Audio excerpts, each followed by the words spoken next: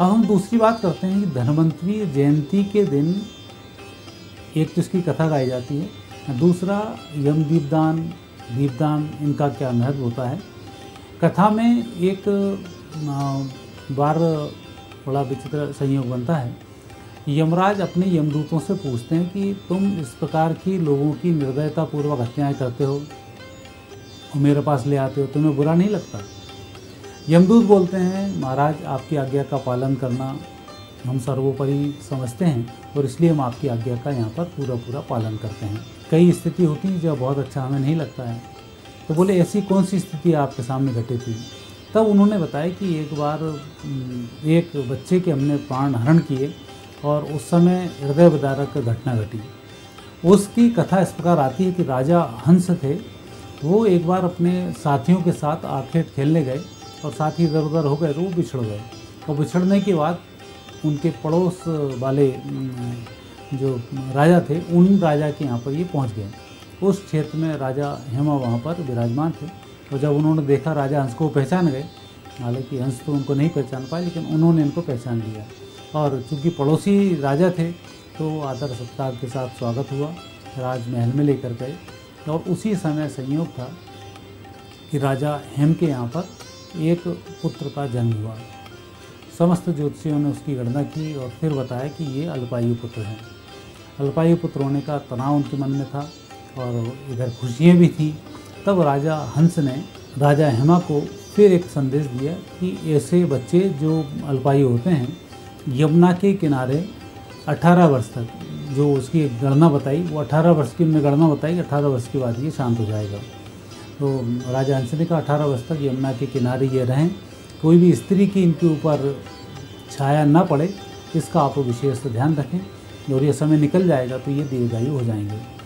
फिर चूँकि राजा थे, दोस्ती भी थी, और ऐसा ही वहाँ पर किया गया।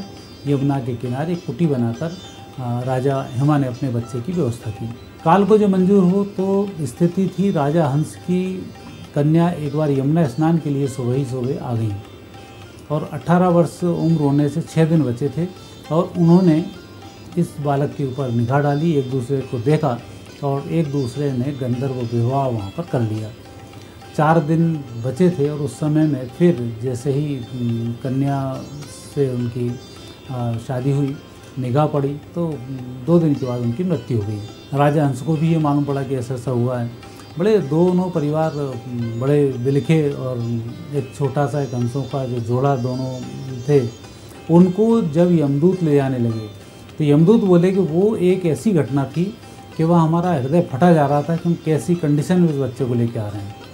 सिर्फ 3 दिन रुक जाते तो इसकी ये दीर्घायु हो जाता और सारी स्थिति इनकी ठीक हो जाती।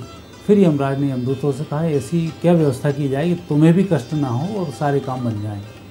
फिर यमराज ने साधना की और साधना करने के बाद विधान बताया कि जो व्यक्ति आज के दिन विशेष धन्वंतरी पूजा के दिन 4 बत्ती का दीपक जलाकर उसको अर्घ्य देगा, वहाँ पूजन करेगा, नैवेद्य वहाँ पर अर्पित करेगा, तो उसके घर में कभी भी अकाल मृत्यु नहीं होगी। और उसके बाद ही फिर धन्वंतरी जयंती के दिन दीप दान का महत्व है, भोजन दान का महत्व है और वस्तुओं के दान का महत्व है। और साथ ही दीर्घायु के लिए भगवान धन्वंतरी की आराधना भी इसमें की जाती है। साथ ही इसमें एक मंत्र का विशेष जाप भी इसमें किया जाता है। वो मंत्र आपकी उम्र को बढ़ाने वाला होता है।